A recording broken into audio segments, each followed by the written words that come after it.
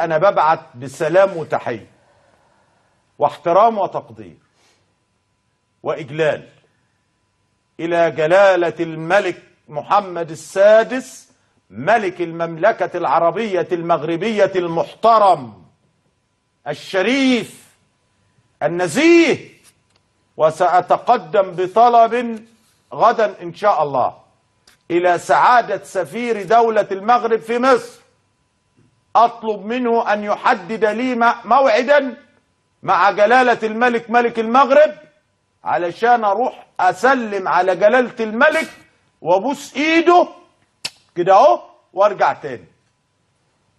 بس مش هعمل إلا كده.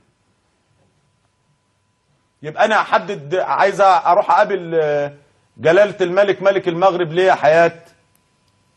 بتقول عاوز تبوس إيده. هروح أبوس إيده وأرجع.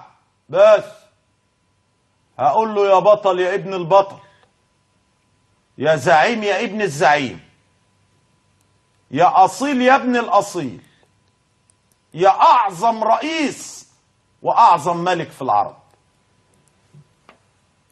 بس على طول قال الحقيقة.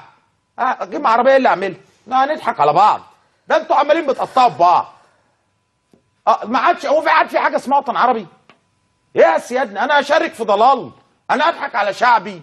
أنا أضحك على الشعب العربي؟ هو الراجل قال كده. يبقى لما يبقى في رئيس دولة كده نروح نبوس إيده، لما يبقى في ملك كده نروح نبوس إيده.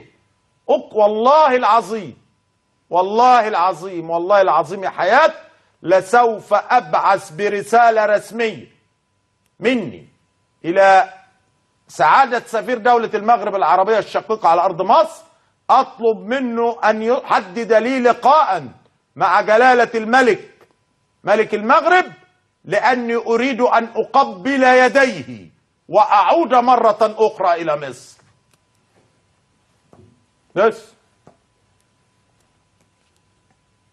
ده أبسط شيء.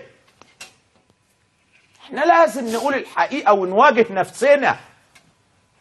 احنا بندمر يا فندم، احنا بنحول من أحرار إلى عبيد لدى بني إسرائيل، واحنا في المرحلة النهائية لأن نصبح عبيد.